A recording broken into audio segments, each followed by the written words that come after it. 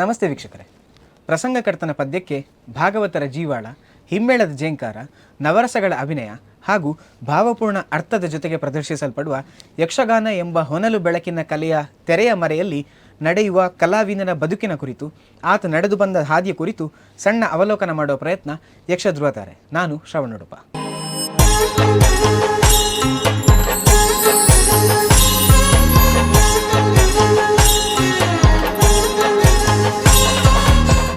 ಇವತ್ತು ನಮ್ಮ ಜೊತೆಗಿರುವ ಅತಿಥಿ ಯಾರು ಅಂತ ಕೇಳಿದರೆ, ಸಣ್ಣದ್ರಿಂದಲೂ ವೇಷಗಳನ್ನು ಮಾಡುತ್ತಾ ಸಾಂಸ್ಕೃತಿಕವಾಗಿಯೂ ಸಕ್ರಿಯವಾಗಿದ್ದುಕೊಂಡು ನಂತರ ಹಿಮ್ಮೇಳದತ್ತ ಆಕರ್ಷಿತರಾಗಿ ಪ್ರಬುದ್ಧ ಚಂಡೆಮದ್ದಳೆ ಕಲಾವಿದರಾದವರು.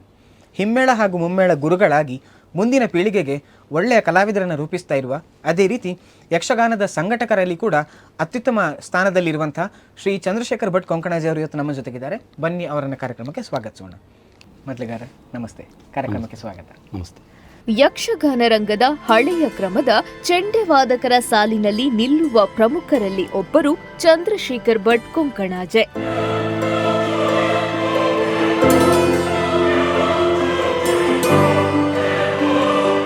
ಓರ್ವ ಪ್ರಸಿದ್ಧ ಹಿಮ್ಮೇಳ ವಾದಕ ಹಾಗೂ ಹಿಮ್ಮೇಳ ಕಲಿಸುವ ಗುರುವಾಗಿ ಗುರುತಿಸಲ್ಪಡುವ ಇವರು ಕುಕ್ಕೇಡಿ ಗ್ರಾಮ ಪಂಚಾಯತ್ ವ್ಯಾಪ್ತಿಯ ಕೊಂಕಣಾಜಿ ಅದ್ವೈತ ಮನೆಯ ಎಲ್ ಸುಬ್ರಾಯ ಭಟ್ ಮತ್ತು ದುರ್ಗಾ ಪರಮೇಶ್ವರಿ ದಂಪತಿಗಳ ದ್ವಿತೀಯ ಪುತ್ರನಾಗಿ ಜನಿಸಿದ್ರು.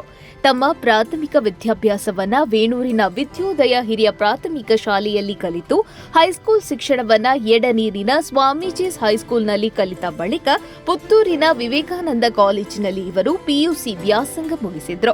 ಹೈಸ್ಕೂಲ್ನಲ್ಲಿ ಇರುವಾಗಲೇ ಛದ್ಮವೇಷ, ಭಾಷಣ, ಏಕಪಾತ್ರಾಭಿನಯ, ಕತೆ ಬರೆಯುವುದು, ಕವನ ಬರೆಯುವುದು, ನಾಟಕದಲ್ಲಿ ಪಾತ್ರ ನಿರ್ವಹಿಸುವುದೇ ಮೊದಲಾದ ಚಟುವಟಿಕೆಗಳಲ್ಲಿ ಆಸಕ್ತಿ ಇದ್ದ ಚಂದ್ರಶೇಖರ ಭಟ್ಟರು ಅದೇ ಸಮಯದಲ್ಲಿ ಮೊದಲು ತಾನು ಯಕ್ಷಗಾನ ಕಲಿಯಬೇಕೆಂದು ನಾಟ್ಯ ಗುರುಗಳಾದ ಸಬ್ಬಣಕೋಡಿ ರಾಮ ಭಟ್ಟರಲ್ಲಿ ಯಕ್ಷಗಾನದ ಹೆಜ್ಜೆಗಳನ್ನ ಕಲಿತು ಹವ್ಯಾಸಿ ಆಟಗಳಲ್ಲಿ ವೇಷವನ್ನ ಮಾಡ್ತಾ ಇದ್ರು.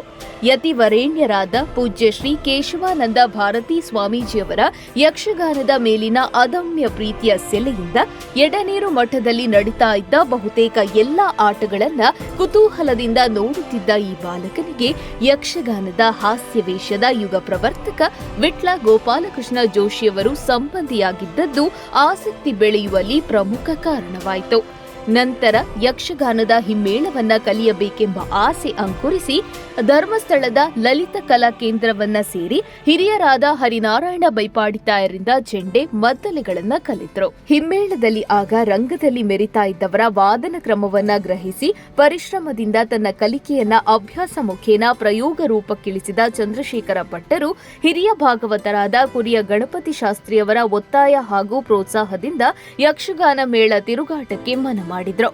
ಕಟೀಲು ಶ್ರೀ ದುರ್ಗಾ ಪರಮೇಶ್ವರಿ ಪ್ರಸಾದಿತ ದಶಾವತಾರ ಯಕ್ಷಗಾನ ಮಂಡಳಿಯಲ್ಲಿ ವೃತ್ತಿ ನಿರತನಾಗಿ ಸೇರಿಕೊಂಡು 13 ವರ್ಷಗಳ ತಿರುಗಾಟ ನಡೆಸಿದ ಇವರಿಗೆ ಬಲಿಪ ನಾರಾಯಣ ಭಾಗವತರು, ಬೊಟ್ಟಿಕೆರೆ ಪುರುಷೋತ್ತಮ ಪೂಂಜ, ಕುಬಣೂರು ಶ್ರೀಧರ್ ರಾವ್, ಕೋಳ್ಯೂರು ರಾಮಚಂದ್ರ ರಾವ್, ಪದ್ಯಾಣ ಶಂಕರ್ ನಾರಾಯಣ ಭಟ್, ಪೆರುವಾಯಿ ನಾರಾಯಣ ಭಟ್, ಮೋಹನ ಶೆಟ್ಟಿಗಾರ್ ಮಿಜಾರು, ಸುಣ್ಣಂಬಳ ವಿಶ್ವೇಶ್ವರ ಭಟ್, ಸಂಪಾಜೆ ಶ್ರೀನಪ್ಪ ರೈ, ಮಂಜೇಶ್ವರ ಜನಾರ್ದನ ಜೋಗಿ, ತೋಡಿಕಾನ ವಿಶ್ವನಾಥ್ ಗೌಡ, ಉದ್ಯಾವರ ಸಂಜೀವ ಚೌಟ, ನೆಲ್ಲಿಕಟ್ಟೆ ನಾರಾಯಣ ಹಾಸ್ಯಗಾರ್, ಮುಣ್ಕೂರು ಜಯರಾಮ್ ಶೆಟ್ಟಿ ಹಾಸ್ಯಗಾರರು, ಸುಬ್ರಾಯ ಹೊಳ್ಳ, ವಿಷ್ಣು ಶರ್ಮಾ ವಾಟೆಪಡ್ಪು, ಹರಿನಾರಾಯಣ ಭಟ್ ಎಡನೀರು, ಪುಂಡಿಕಾಯಿ ಗೋಪಾಲಕೃಷ್ಣ ಭಟ್ ಮೊದಲಾದವರ ಒಡನಾಟ ಸಿಕ್ಕಿರುವುದಲ್ಲದೆ ತೆಂಕುತಿಟ್ಟಿನ ಸಮಕಾಲೀನ ಬಹುತೇಕ ಎಲ್ಲಾ ಪ್ರಸಿದ್ಧ ಭಾಗವತರುಗಳಿಗೂ ಹಿಮ್ಮೇಳದಲ್ಲಿ ಸಾಥ್ ನೀಡುವ ಅವಕಾಶ ದೊರಕಿದೆ. ಆಕಾಶವಾಣಿ ಮಂಗಳೂರು ಕೇಂದ್ರದಲ್ಲಿ ಇವರು ಭಾಗವಹಿಸಿದ ಹಲವು ತಾಳಮದ್ದಳೆಗಳು, ಯಕ್ಷಗಾನದ ಹಾಡುಗಳು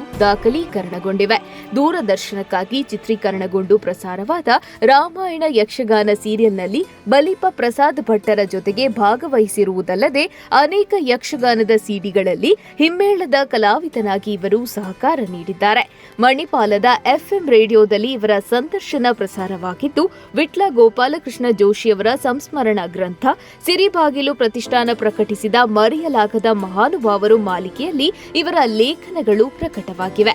ಬಲಿಪ ಪರಂಪರೆಯ ಮೇಲೆ ಅಪಾರ ಗೌರವ ಪ್ರೀತಿಯುಳ್ಳ ಇವರು ಬಲಿಪ ಗಾನಯಾನ ಎಂಬ ಕಾರ್ಯಕ್ರಮಗಳನ್ನು ಆಯೋಜಿಸಿ ದಾಖಲೀಕರಿಸಿದ್ದಾರೆ. ತಮ್ಮ ಗುರು ದಂಪತಿಗಳ 75ನೇ ವರ್ಷದ ಸಂಭ್ರಮಕ್ಕೆ ಹರಿಲೀಲಾ ಕಾರ್ಯಕ್ರಮವನ್ನ ಸಂಘಟಿಸಿದ್ದಲ್ಲದೆ ಪ್ರತಿ ವರ್ಷ ಹಿಮ್ಮೇಳ ವಾದಕರಿಗೆ ಸನ್ಮಾನ ಕಾರ್ಯಕ್ರಮ ಮುಂದುವರಿಸ್ತಾ ಇರುವುದು ಯಕ್ಷಗಾನ ರಂಗದ ನಭತೋ ನ ಭವಿಷ್ಯತಿ ಎನ್ನಬಹುದಾದ ಮುದ್ದಣ ಕವಿಯ ಪ್ರಸಂಗಗಳಾದ ಸಮಗ್ರ ರತ್ನಾವತಿ ಕಲ್ಯಾಣ ಹಾಗೂ ಕುಮಾರ ವಿಜಯದ ಧ್ವನಿ ಮುದ್ರಣ ಲೋಕಾರ್ಪಣೆಗೊಳಿಸಿದ್ದು ಇತ್ಯಾದಿಗಳು ಕೊಂಕಣಾಜಿಯವರ ಸಂಘಟನಾ ಚಾತುರ್ಯಕ್ಕೆ ಕೆಲವು ನಿದರ್ಶನಗಳಾಗಿವೆ. ಯಕ್ಷಗಾನವಲ್ಲದೆ ಪುಸ್ತಕ ಓದುವ ಹವ್ಯಾಸ ಹಾಗೂ ಪುಸ್ತಕ ಮಾರಾಟದ ಅನುಭವ ಹೊಂದಿರುವ ಇವರು ಪತ್ನಿ ಸರೋಜ ಹಾಗೂ ಮಕ್ಕಳಾದ ರಂಜಿನಿ ಹಾಗೂ ಸುಷೇಣರೊಡನೆ ಬೆಳ್ತಂಗಡಿ ತಾಲೂಕಿನ ವೇಣೂರು ಸಮೀಪದ ಕುಕ್ಕೇಡಿ ಗ್ರಾಮ ಪಂಚಾಯತ್ ವ್ಯಾಪ್ತಿಯ ಕೊಂಕಣಾಜೆ ಅದ್ವೈತ ಮನೆಯಲ್ಲಿ ವಾಸ್ತವ್ಯವಿದ್ದು ಸದ್ಯ ಕೃಷಿಕರಾಗಿದ್ದುಕೊಂಡು ಹವ್ಯಾಸಿ ಯಕ್ಷಗಾನ ಕಲಾವಿದರಾಗಿ ರಂಗದಲ್ಲಿ ಕಾಣಿಸಿಕೊಳ್ತಾ ಇದ್ದಾರೆ. ಈಗಲೂ ಕಲಾ ಸೇವೆಯನ್ನ ನಿರಂತರವಾಗಿ ಮುಂದುವರಿಸುತ್ತಿರುವ ಇವರು ಯಕ್ಷ ಧ್ರುವತಾರಿಯ ಅತಿಥಿಯಾಗಿರುವುದು ನಮ್ಮ ಹೆಮ್ಮೆ.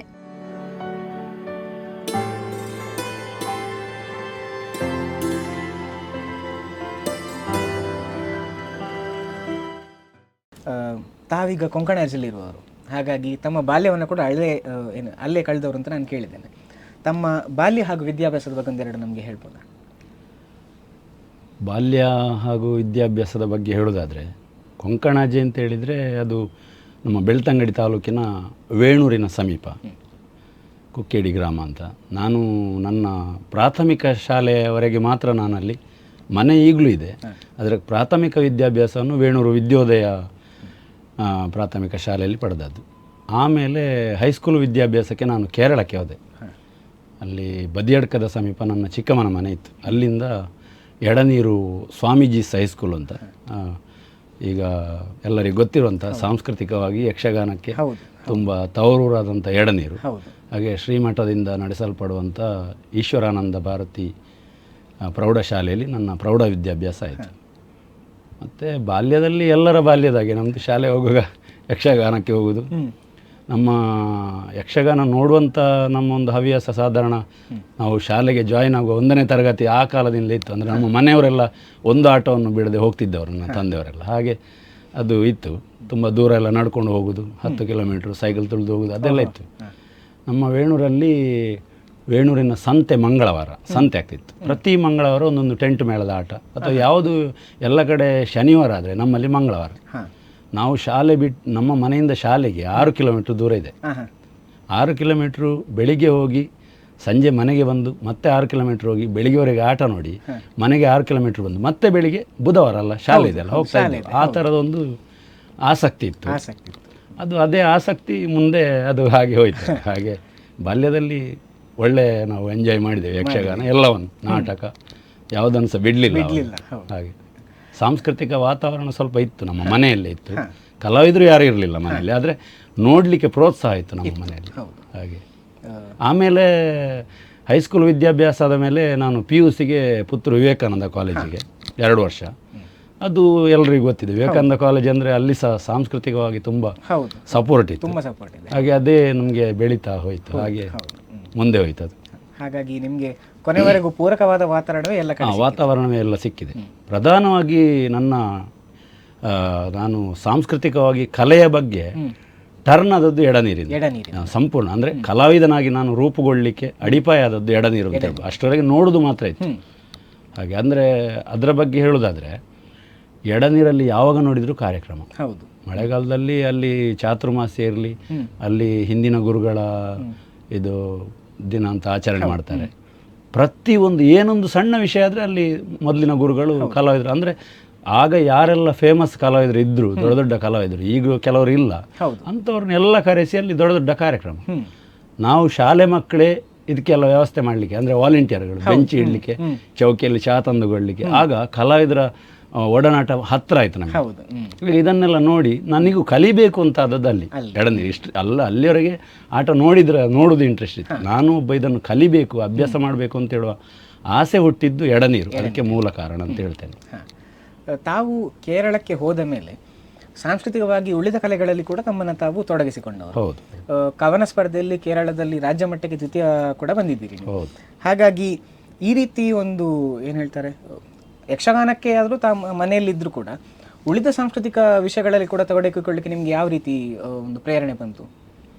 ಅದು ಹೇಗೆ ಅಂತ ಹೇಳಿದರೆ, ಆ್ಯಕ್ಚುಲಿ ನಾನು ಪ್ರೈಮರಿಯಲ್ಲಿರುವಾಗ ಯಾವುದೇ ಕಲೆಗಳಲ್ಲಿ ಆಗಲಿ ಸಾಂಸ್ಕೃತಿಕ ಭಾಗವಹಿಸಿದವಲ್ಲ, ನೋಡ್ತಾ ಇದ್ದದ್ದು ಮಾತ್ರ. ಅದೇ ಆಗ ಹೇಳಿದಲ್ಲ, ಎಡನೀರಿಗೆ ಹೋದ ಮೇಲೆ ನನ್ನ ಜೀವನದ ಟರ್ನಿಂಗ್ ಪಾಯಿಂಟ್ ಅಲ್ಲಿ ಬಂತು. ಅಲ್ಲಿ ಏನು ಕೇಳಿದರೆ, ಈ ಥರ ಯಕ್ಷಗಾನದ್ದು ಹೇಗೂ ಅದು ಯಕ್ಷಗಾನದ ಒಂದು ಆಡುಂಬಲ ಅಂತ ನಾನು ಹೇಳಿದಾಗ ಆಗ್ತಾಯಿತ್ತು. ಈ ಕವನ ರಚನೆ, ಕತೆ ರಚನೆ ಮತ್ತು ಇತ್ಯಾದಿಗಳಿಗೆ ನಾನು ಟರ್ನ್ ಆದ್ದು ಹೇಗೆ ಅಂದರೆ, ಅಲ್ಲಿ ಒಬ್ಬರು ನಮಗೆ ಕನ್ನಡ ಅಧ್ಯಾಪಕರಿದ್ದರು, ಬಹಳ ಪ್ರಖ್ಯಾತರವರು. ನೀವು ಹೆಸರು ಕೇಳಿರ್ಬೋದು, ಶ್ರೀಯುತ ವೆಂಕಟರಾಜ ಪುಣಿಚಿತ್ತಾಯ ಅಂತ. ಅವರು ತುಳು ಸಂಶೋಧಕರು, ಯಕ್ಷಗಾನ ಕಲಾವಿದರು, ಸಂಸ್ಕೃತ ಕನ್ನಡ ಎರಡಲ್ಲಿ ಪಾಂಡಿತ್ಯ ಹೊಂದಿದ್ರು. ಅವರು ನಮಗೆ ಕನ್ನಡ ಪಾಠಕ್ಕಿದ್ರು. ಅವರು ಕವನ ರಚನೆ ಇಂಥದ್ರಲ್ಲೆಲ್ಲ ಎತ್ತಿದ ಕೈ. ಅವರು ಯಾರಾದರೂ ಈ ಥರ ವಿದ್ಯಾರ್ಥಿಗಳು ಇದ್ದರೆ ಅವರಿಗೆ ಹೇಳಿಕೊಡ್ತಿದ್ರು, ಈ ಥರ ಮಾಡ್ಬೋದು. ಅವರ ಪಾಠ ಅಂತ ಹೇಳಿದರೆ ನಮಗೆ ಮುಕ್ಕಾಲು ಗಂಟೆ ಮುಗೀತಲ್ಲ, ಇನ್ನೊಂದು ಗಂಟೆ ಬೇಕಿತ್ತು ಅಂತ ಆಗ್ತಿತ್ತು. ಹಾಗೆ ಅವರಿಂದಾಗಿ ನಾನು ಪ್ರೇರೇಪಣೆಗೊಂಡು ಈ ಕವನ ರಚನೆ ಸ್ಟಾರ್ಟ್ ಮಾಡಿ ಒಂದು ಬರೆದು ಅವರಿಗೆ ತೋರಿಸಿದ್ದು. ಅವರು ಅದನ್ನು ಏನಾದ್ರು ಕರೆಕ್ಷನ್ ಇದ್ದರೆ ತಿದ್ದುದು. ಮತ್ತು ನಮಗೊಂದು ಅಲ್ಲೊಂದು ವಿದ್ಯಾರ್ಥಿಗಳು ಏನಾದರೂ ಚಿತ್ರ ರಚನೆ, ಕವನ ರಚನೆ ಮಾಡಿದರೆ ಹಾಕುವಂಥ ಒಂದು ನೋಟಿಸ್ ಬೋರ್ಡ್ ಥರ ಇತ್ತು. ಪ್ರತಿದಿನ ಅದಕ್ಕೆ ತಂದು ಹಾಕುವ ಇನ್ನೊಬ್ಬ ಇದ್ದ ಹುಡುಗ. ಹಾಗೆ ನಮ್ಮೊಳಗೆ ಕಾಂಪಿಟೇಷನ್ ಎಲ್ಲ ಸ್ಟಾರ್ಟ್ ಆಗಿ ಹಾಗೆ ಅದೇ ಬೆಳೆದು ಅಲ್ಲಿ ಕೇರಳದಲ್ಲಿ ಒಂದು ಶಾಲಾ, ಈಗ ಇಲ್ಲೆಲ್ಲ ಕರ್ನಾಟಕದಲ್ಲಿ ಪ್ರತಿಭಾ ಕಾರಂಜಿ ಅಂತ ಇದ್ದಾಗೆ ಇಲ್ಲಿ ನಂತರ ಶುರುವಾಯಿತು. ಕೇರಳದಲ್ಲಿ ಭಾಳ ಹಿಂದಿನಲ್ಲೇ ಬಾಲ ಕಲೋತ್ಸವ, ಯೋಜನೋತ್ಸವ ಅಂತ, ಅದರಲ್ಲಿ ಸಿಕ್ಕಾಪಟ್ಟೆ ಸ್ಪರ್ಧೆಗಳುಂಟು, ಭರತನಾಟ್ಯ, ಅದರಲ್ಲಿ ಯಾವುದೆಲ್ಲ ಉಂಟು ಕೇಳಿದರೆ ಅದರಲ್ಲಿ ಈ ಕವನ ರಚನೆ, ಭಾಷಣ, ಪ್ರಬಂಧ ಎಲ್ಲ ಇದೆ. ಆವಾಗ ನಮ್ಮ ಗುರುಗಳು ವೆಂಕಟರಾಜ ಪುಣಿಚಿತ್ತಾಯರು ನನಗೆ ಪ್ರೇರೇಪಣೆ ಕೊಟ್ಟರು, ಈ ಸಲ ಬಾಲಕಲೋತ್ಸವಕ್ಕೆ ನೀನೊಂದು ಕವನ ರಚನೆಗೆ ಸೇರಬೇಕು. ಹಾಗೆ ಮೊದಲ ವರ್ಷದಲ್ಲಿ ಸೇರಿದೆ. ಸ್ವಲ್ಪ ಅದು ಹೀಗೆ ಇಲ್ಲಿನಾಗೆ ಶಾಲಾ ಮಟ್ಟ, ವಲಯ ಮಟ್ಟ, ರಾಜ್ಯ ಮಟ್ಟದವರೆಗೆ ಉಂಟು. ಹಾಗೆ ನಾನು ಮತ್ತಿನ ವರ್ಷದಲ್ಲಿ ಅದು ತಾಲೂಕು ಮಟ್ಟಕ್ಕೆ ಹೋಯಿತು. ಹಾಗೆ ರಾಜ್ಯ ಮಟ್ಟದಲ್ಲಿ ದ್ವಿತೀಯ ಸ್ಥಾನ ಕವನದಲ್ಲಿ ಬಂದಿದೆ. ಆಮೇಲೆ ಸ್ವಲ್ಪ ವರ್ಷ ಬರಿತಾ ಇದ್ದೆ, ಸಣ್ಣ ಪುಟ್ಟ ಪತ್ರಿಕೆಗಳಿಗೆಲ್ಲ ಕೊಡ್ತಾ ಇದ್ದೆ. ಯಾವಾಗ ನಾನು ಯಕ್ಷಗಾನಕ್ಕೆ ವೃತ್ತಿಪರನಾಗಿ ಹೋದೆ ಆವಾಗ ಇದು ಸ್ವಲ್ಪ ಹಿಂದೆ ಬಿತ್ತು. ಈಗಲೂ ಬೇಕಾದರೆ ಬರಿತೇನೆ. ಯಕ್ಷಗಾನದ ಪದವನ್ನು ಕೂಡ ಕೆಲವೊಂದು ರಚಿಸಿದ್ದೇನೆ. ಈಗ ಟೈಮ್ ಪಾಸಿಗೆ ಮನೆಯಲ್ಲಿರುವಾಗ ಇತ್ತೀಚೆಗೆ ರಚಿಸಿದ್ದೆ ನಾನು. ನಮ್ಮ ಯಕ್ಷಗಾನದಲ್ಲಿ ಹಾಡುವ ಸ್ತುತಿ ಪದ್ಯಗಳು ಎಲ್ಲ ಈಗಲೂ ಬೇಕಿದ್ರೆ ನಾನು ಮಾಡ್ತೇನೆ. ಹೌದು. ಇನ್ನೊಂದು ಕಡೆಯಲ್ಲಿ ಹಾಸ್ಯ ಕಲಾವಿದರಲ್ಲಿ ದಿಗ್ಗಜರು ಅಂತ ಹೇಳಿಕೊಂಡಂಥ ಇನ್ನೊಬ್ಬರು ಕಲಾವಿದರು ಅಂತಂದರೆ ಹಿಂದಿನ ಪೀಳಿಗೆಯಲ್ಲಿ ವಿಟ್ಲ ಗೋಪಾಲಕೃಷ್ಣ ಜೋಶಿ ಅವರು. ಅವರು ನಿಮಗೆ ಒಂದು ಕಡೆಯಲ್ಲಿ ಸಂಬಂಧಿಕರು ಕೂಡ ಹೌದು. ಹಾಗಾಗಿ ಅವರ ಸಂಬಂಧ ನಿಮ್ಗೆ ಯಕ್ಷಗಾನಕ್ಕೆ ಬರಲಿಕ್ಕೆ ಎಷ್ಟು ಪ್ರೇರಣೆ ಆಗಿದೆ? ತುಂಬ ಇದೆ. ಅವರ ಸಂಬಂಧ ಅಂದರೆ ನನಗೆ ಸಂಬಂಧದಲ್ಲಿ ದೊಡ್ಡಪ್ಪ ಅವರು, ಅಂದರೆ ತಂದೆಯ ನೇರ ಅಣ್ಣ ಅಲ್ಲ, ಸಂಬಂಧದಲ್ಲಿ ದೊಡ್ಡಪ್ಪ. ಅವರು ಆವಾಗ ಧರ್ಮಸ್ಥಳ ಮೇಳದಲ್ಲಿ ಪ್ರಧಾನ ಹಾಸ್ಯಗಾರರಾಗಿದ್ದ ಕಾಲ ಅವರು ನಮ್ಮ ವೇಣೂರಿಂದ, ಈಗ ಬೆಳ್ತಂಗಡಿ ತಾಲೂಕಲ್ಲಿ ಎಲ್ಲಿ ಧರ್ಮಸ್ಥಳ ಮೇಳದ ಆಟ ಆದರೂ ಹಗಲು ನಮ್ಮ ಮನೆಗೆ ಬರ್ತಾಯಿದ್ರು. ನನ್ನ ಅಪ್ಪ ತಮ್ಮನ ಮನೆ ತುಂಬ ನಮಗೆ ಬಾಂಧವ್ಯ ಇತ್ತು. ಆಗ ಅವರು ಬರುವಾಗ ಅವರು ಒಬ್ಬರೇ ಬರೋದಲ್ಲ, ಅವರೊಟ್ಟಿಗೆ ಆಗಿನ ದೊಡ್ಡ ದೊಡ್ಡ ಕಲಾವಿದರು ಎಲ್ಲ ಕಡತೋಕ ಮಂಜುನಾಥ ಭಾಗವತರು ನಮ್ಮ ಮನೆಗೆ ಬಂದಿದೆ. ಅವರು ದೊಡ್ಡಪ್ಪ ಕರ್ಕೊಂಡು ಬರ್ತಾಯಿದ್ರು. ಹಾಗೆ ಕಲಾವಿದರನ್ನು ಕುಂಬಳೆ ಶ್ರೀಧರ್ ರಾವ್ ಇವರೆಲ್ಲ ನಮ್ಮ ಮನೆಗೆ ಆ ಕಾಲದಲ್ಲಿ ನಾವು ಬಾಲ್ಯದಲ್ಲಿ ಬರ್ತಾಯಿದ್ರು. ಮತ್ತು ಇದರಲ್ಲಿ ದಸರಾ ರಜೆ ಅಂತ ಬರ್ತಿತ್ತು ಮಳೆಗಾಲದಲ್ಲಿ. ಆವಾಗ ಒಂದು ತಿಂಗಳು ರಜೆ ಸಿಗ್ತಿತ್ತು. ಆವಾಗ ಈಗದಾಗೆ ಈ ಹೋಮ್ ವರ್ಕ್ಗಳು, ಟ್ಯೂಷನ್ ಯಾವುದಿಲ್ಲಲ್ಲ. ಒಂದು ಕಾಪಿ ಅರ್ಧ ಪೇಜ್ ಬರೆದ್ರೆ ಆಯಿತು, ಇಲ್ಲ ಇದ್ರಿಲ್ಲ. ಹಾಗೆ ರಜೆಯಲ್ಲಿ ಎಂಜಾಯ್. ನಾವು ಈ ದೊಡ್ಡಪ್ಪನ ಮನೆಗೆ ಹೋಗುದು ವಿಟ್ಲಕ್ಕೆ, ಅಲ್ಲಿ ಒಂದು ವಾರ ಎಲ್ಲ ನಿಲ್ತಿದ್ದು. ಹಾಗೆ ಅವರ ಒಡನಾಟ ತುಂಬ ನಮಗಿತ್ತು. ಅವರು ನಮಗೆ ಯಕ್ಷಗಾನದ ಕೆಲವೊಂದು ವಿಷಯಗಳನ್ನು ಹೇಳೋದು, ಅದು ಕೇಳೋದು ಅಂದರೆ ನಮಗೆ ಒಂದು ಭಾಳ ಒಂದು ಸ್ವರ್ಗದಾಗೆ ದೊಡ್ಡಪ್ಪನಲ್ಲಿ ಅವರು ಇಡುವ ಅಷ್ಟು ಸಮಯ. ಹಾಗೆ ಅವರ ಒಂದು ಪ್ರೇರಣೆಯಿಂದಾಗಿ ಮತ್ತೆ ಎಡನೀರಲ್ಲಿ ನಾನು ಶಾಲೆ ಹೋಗಿ ಅಲ್ಲಿಗೆ ಅವರು ಪಾತ್ರ ಮಾಡಲಿಕ್ಕೆ ಬರ್ತಾಯಿದ್ರು ಮಳೆಗಾಲದ ಕಾರ್ಯಕ್ರಮಕ್ಕೆ. ಹಾಗೆ ತುಂಬ ಅವ್ರದ್ದು ನನಗೆ ಇದಿದೆ, ಒಂದು ಪ್ರೇರಣೆ ಇದೆ, ಸೇರಬೇಕು ನನಗೂ ಒಂದು ಯಕ್ಷಗಾನಕ್ಕೆ ಹೋದರೆ ಆಗ್ಬೋದು ಅಂತ ಕಾಣಲಿಕ್ಕೆ ಅವರು ಒಂದು ರೀತಿಯ ಪ್ರೇರಣೆ ಅಂತ ಹೇಳ್ಬೋದು. ತಾವು ಮತ್ತೆ ನಾಟ್ಯವನ್ನು ಮೊದಲು ಅಭ್ಯಾಸ ಮಾಡಿದವರು. ಹೌದು. ಸಬ್ಬಣಕೋಡಿ ರಾಮಭಟ್ರಲ್ಲಿ ತಾವು ಮೊದಲು ಶಿಷ್ಯತ್ವವನ್ನು ಸ್ವೀಕರಿಸಿ ಅಲ್ಲಿ ಕಲಿತವರು. ತಾವು ಹಲವಾರು ವೇಷಗಳನ್ನು ಕೂಡ ನಿಭಾಯಿಸಿದ್ದೀರಿ. ಬಹಳಷ್ಟು ಜನರಿಗೆ ತಾವು ಕಿರೀಟ ವೇಷ ಮಾಡ್ತಿದ್ದದ್ದು ಗೊತ್ತಿದೆ, ಆದರೆ ತಾವು ಹಾಸ್ಯದಲ್ಲೂ ಕೂಡ ಮಿಂಚಿದವರು ಅಂತ ಕೇಳಿಬಟ್ಟು. ಹಾಗಾಗಿ ತಾವು ಯಾವ ರೀತಿಯ ಪಾತ್ರಗಳನ್ನೆಲ್ಲ ನಿಭಾಯಿಸಿದ್ದೀರಿ ಹೇಳೋ ಬಗ್ಗೆ ನಮ್ಗೆ ಒಂಚೂರು ಮಾಹಿತಿ ಕೊಡ್ಬೋದಾ? ಅದೇ ನಾನು ಹೈಸ್ಕೂಲಿಗೆ ಎಡನೀರಿಗೆ ಸೇರಿದೆ ಅಂತ ಆಗಲೇ ಹೇಳಿದೆ. ಆಗ ಇದನ್ನೆಲ್ಲ ನೋಡಿ ಕಲಿಬೇಕು ಅಂತೇಳುವ ಆಸೆ ಯಾವಾಗ ಬಂತು, ಆವಾಗ ಈಗಿನಾಗೆ ಅಲ್ಲಿ ಕ್ಲಾಸ್ ಇಲ್ಲ. ಈಗ ನಿಮಗೆ ಗಲ್ಲಿಗೊಬ್ಬರು ಗುರುಗಳಿದ್ದಾರೆ, ಕಲಿಸುವ ವ್ಯವಸ್ಥೆಗಳುಂಟು. ಆವಾಗ ಇಲ್ಲ. ನನಗೆ ಕಲಿಬೇಕು. ಒಂದು ಸಲ ಮನೆಗೆ ಬಂದವ ನಾನು ನನ್ನ ಅಪ್ಪನ ಹತ್ರ ಹೇಳಿದೆ, ಇಲ್ಲಿಗೆ ವೇಣೂರಿಗೆ ಬಂದಾಗ. ಹೀಗೆ ಎಡನೀರಿನ ನನ್ನ ಅಪ್ಪನಿಗೆ ಹೇಗೆ ಅಂದರೆ ನಾವು ಒಂದು ಆಟಕ್ಕೆ ಹೋದರೆ ಅಥವಾ ಬಂದ ಕೂಡಲೇ ಅದು ವಿಷಯ ಎಲ್ಲ ಹೇಳಬೇಕು ಅವರಿಗೆ. ನಾವು ಮೇಳದಲ್ಲಿ ಇದ್ದಾಗಲೂ ಹಾಗೆ ಬಂದ ಕೂಡಲೇ ನಿದ್ದೆ ಮಾಡಲಿಕ್ಕೆ ಬಿಡೋದಿಲ್ಲ, 1 ಗಂಟೆವರೆಗೆ ನಿನ್ನೆ ಪ್ರಸಂಗ ಅದೆಲ್ಲ ಹೇಳಬೇಕು. ಹಾಗೆ ಆಗ ಎಡನೀರಿನ ವಿಷಯ ಎಲ್ಲ ಹೇಳಿ ಆಮೇಲೆ ನನಗೂ ಕಲಿಬೇಕು ಅಂತ ಆಸೆ ಉಂಟು ಅಂತ ಹೇಳುವಾಗ ಅವ್ರು ಹೇಳಿದರು, ಪೆರ್ಲದಲ್ಲಿ ಸಬ್ಬಣಕೋಡಿ ರಾಮ್ ಭಟ್ರು ಅಂತೇಳುವರು ನಾಟ್ಯ ಕಲಿಸ್ತಾರೆ. ಅವರನ್ನು ನಮಗೆ ಆಲ್ರೆಡಿ ಮೊದಲೇ ಗೊತ್ತಿತ್ತು. ಅವರು ಕೂಡ ಕಟೀಲ್ ಮೇಳದಲ್ಲಿ ಆಗ ಪುಂಡುವೇಷದಲ್ಲಿ ನಮ್ಮ ಮನೆಗೆಲ್ಲ ಬರ್ತಾಯಿದ್ರು. ಬಲಿಪ ಭಾಗವತರನ್ನೆಲ್ಲ ಅವರೇ ನಮ್ಮ ಮನೆಗೆ ಕರ್ಕೊಂಡು ಬರ್ತಾಯಿದ್ರು. ಹಾಗೆ ಅವರೀಗ ಮೇಳ ಬಿಟ್ಟು ಅಲ್ಲಿ ಕ್ಲಾಸ್ ಮಾಡ್ತಾ ಇದ್ದಾರೆ. ಮೊನ್ನೆ ನಂಗೆ ಒಂದು ಕಡೆ ಸಿಕ್ಕಿದ್ರು, ಹೇಳಿದರು ಅವರೇ, ನೀನು ಹೇಗೂ ಚಿಕ್ಕಮ್ಮನ ಮನೆಯಲ್ಲಿ ಬದಿಯಡ್ಕದಲ್ಲಿ ಇದೆಯಲ್ಲ, ಅಲ್ಲಿ ಹೋಗಿ ಮಾತಾಡಿ ಸೇರಿ ಕಲಿ ಅಂತ ಅಪ್ಪ ಹೇಳಿದರು. ಹಾಗೆ ನೆಕ್ಸ್ಟ್ ಹೋದವ ನಾನೇ ಹುಡುಕಿಕೊಂಡು ಪೆರ್ಲಕ್ಕೆ ಹೋದೆ. ಎಲ್ಲಿ ಅದು ಕ್ಲಾಸ್ ಅಂತಲೇ ಗೊತ್ತಿಲ್ಲ, ಅಲ್ಲಿ ಅಂಗಡಿಯಲ್ಲಿ ಕೇಳಿ ಅದು ಇಲ್ಲಿ ಆಗ್ತದೆ ಶಾಲೆಯಲ್ಲಿ ಅಂತ. ಆಗ ಅವರು ಈಗ ನಮ್ಮ ಗುರುಗಳು ಅಲ್ಲಿ ಅವರ ಗುರುಗಳು ಅಂದರೆ ಪಡ್ರೆ ಚಂದು ಅಂತ ನಮ್ಮ ಯಕ್ಷಗಾನದ ಫೇಮಸ್ ತುಂಬ ಪ್ರಸಿದ್ಧ ನಾಟ್ಯಾಚಾರ್ಯ, ಅವರ ಶಿಷ್ಯ. ಅವರ ಹೆಸರಲ್ಲಿ ಒಂದು ಯಕ್ಷಗಾನ ಕೇಂದ್ರ, ಉಚಿತವಾಗಿ ಕಲಿಸುವ ಕೇಂದ್ರ ಮಾಡಿದ್ದಾರೆ. ಅಂದರೆ ನಾನು ಕಲಿಯೋ ಕಾಲದಲ್ಲಿ ಕೇಂದ್ರ ಇಲ್ಲ, ವಾರಕ್ಕೊಂದು ತರಬೇತಿ ಈಗ ಎಲ್ಲ ಕಡೆ ಆಗೋಗಿ ಹುಷಾರು. ಅಲ್ಲಿ ಹೋಗಿ ನಾನು ನಾಟ್ಯ ಕಲಿತು ಅವರ ಆಶೀರ್ವಾದ ಸಂಪೂರ್ಣ ನಾಟ್ಯ ಕಲಿತೇ ನಾನು ವೇಷ ಮಾಡಿದ್ದು. ಎಲ್ಲ ರೀತಿಯ ವೇಷವನ್ನು ಮಾಡಿದ್ದೀನಿ. ಅಂದರೆ ಅವರು ಏನು ಮಾಡ್ತಾರೆ ಅಂದರೆ, ನಮ್ಮ ತಂಡದ ಆಟದಲ್ಲಿ ಒಂದು ಫಿಕ್ಸ್ ವೇಷ ಇರ್ತದೆ ನಮಗೆ. ಅವರಿಗೆ ಬೇರೆ ಕಡೆ ಹೋಗುವಾಗ ನಮ್ಮನ್ನೆಲ್ಲ ಕರ್ಕೊಂಡು ಹೋಗುದು. ಹೋಗಿ ನನ್ನ ಶಿಷ್ಯ ಒಬ್ಬ ಇದ್ದಾನೆ, ಸ್ವಲ್ಪ ಹುಷಾರು ಯಾರು ಇರ್ತಾರೆ, ಅವರನ್ನು 4 ಮಂದಿ ಕರ್ಕೊಂಡೋಗಿ ಇವನಿಗೊಂದು ವೇಷ ಕೊಡಿದ್ದು. ಅಲ್ಲಿ ಹೋದ ಮೇಲೆ ನಮಗೆ ವೇಷ ಯಾವುದು ಅಂತ ಗೊತ್ತಾಗೋದು. ಅಲ್ಲಿ ಚೌಕಿಯಲ್ಲಿ ಭಾಗವತರಲ್ಲಿ ಇವರಲ್ಲಿ ಕೇಳಿಕೊಂಡು ವೇಷ, ಹಾಗೆ ಎಲ್ಲ ರೀತಿಯ ವೇಷ ಮಾಡುವಂಥ ಒಂದು ಸನ್ನಿವೇಶ ನನಗೆ ಬಂದಿತ್ತು. ನನಗೆ ಇಷ್ಟ ಇದ್ದದ್ದು ಕಿರೀಟ ವೇಷ. ಆದರೆ ಹೋದ ಮೇಲೆ ಪುಂಡು ವೇಷ, ಸ್ತ್ರೀ ವೇಷವು ತುಂಬ ಮಾಡಿದ್ದೇನೆ. ಆದರೆ ಬಣ್ಣದ ವೇಷವೊಂದು ಮಾಡಲಿಲ್ಲ, ಹಾಸ್ಯವೂ ಮಾಡಿದೆ. ಆದರೆ ನೀವು ಹೇಳಿದಾಗ ಹಾಸ್ಯದಲ್ಲಿ ಮಿಂಚಿದ್ದೇನೆ ಅಂತ ಹೇಳಿಲ್ಲ. ಅಂದರೆ ಅದು ಒಮ್ಮೆ ನಿಡ್ಲೆ ಪಟ್ರಮೆ ಕೊಕ್ಕಡದ ಹತ್ರ ಒಂದು ಯಕ್ಷಗಾನದಲ್ಲಿ ಖ್ಯಾತ ಹಾಸ್ಯಗಾರರು ಪೆರೋಡಿ ನಾರಾಯಣ ಭಟ್ರು, ದಕ್ಷಾದ್ವಾರದ ಬ್ರಾಹ್ಮಣ ಅವರು. ಹಾಗೆ ಅವರ ಜೊತೆ ಹಾಸ್ಯಕ್ಕೆ ಅಲ್ಲಿ ಬೇರೆ ಯಾರಿಲ್ಲ. ಹಾಗೆ ಇವರು ಹೇಳಿದ್ರು, ಇವರು ತುಂಬ ವೇಷ ಮಾಡಿದವರು, ಇವ್ರು ಮಾಡ್ಬೋದು ಅಂತ. ನೋಡಿ ಗೊತ್ತಿತ್ತಲ್ಲ. ಮತ್ತೆ ನೀವು ಹೇಳಿದಾಗ ವಿಟ್ಲ ಜೋಯಿಸ್ರು ದೊಡ್ಡಪ್ಪ, ಹಾಗೆ ಅದರ ಪ್ರಭಾವ ಉಂಟೇನೋ ನಂಗೆ ಗೊತ್ತಿಲ್ಲ. ಅಂತ ಹಾಸ್ಯ ಕೂಡ ಮಾಡಿದ್ದೇನೆ, ಅಂತ ಎಲ್ಲ ರೀತಿಯ ವೇಷವನ್ನು ಮಾಡಿದ್ದೇನೆ. ಆವಾಗ ತುಂಬ ಆಸಕ್ತಿ ಆವಾಗ ವೇಷದಲ್ಲೇ ಇದ್ದದ್ದು ನನಗೆ. ಹಾಗೆ ಅದಾದ್ಮೇಲೆ ತಾವು ಬೆಳೀತಾ ವಿದ್ಯಾರ್ಥಿ ಜೀವನದಲ್ಲಿ ಈಗ ಸ್ಪರ್ಧೆಗಳು ಈಗ ಅಂತಲ್ಲ ಹಿಂದಿನಿಂದಲೂ ನಡೆದುಕೊಂಡು ಬಂದಿದೆ. ಅದರಲ್ಲಿ ಕೂಡ ತಾವು ಸ್ಪರ್ಧೆಗಳಲ್ಲಿ ಭಾಗವಹಿಸಿದವರು, ಬೇರೆ ಬೇರೆ ವಿಭಾಗಗಳಲ್ಲಿ ಪ್ರಶಸ್ತಿಗಳನ್ನು ಕೂಡ ಪಡ್ಕೊಂಡವರು. ನಂತರ ಒಂದು ಕಡೆಯಲ್ಲಿ ತಾವು ಪ್ರಶಸ್ತಿ ಅಂದರೆ ಈ ಸ್ಪರ್ಧೆಗಳಿಗೆ ತಂಡವನ್ನು ತಯಾರು ಕೂಡ ಮಾಡಿಕೊಂಡು ಹೋಗ್ತೀರಿ.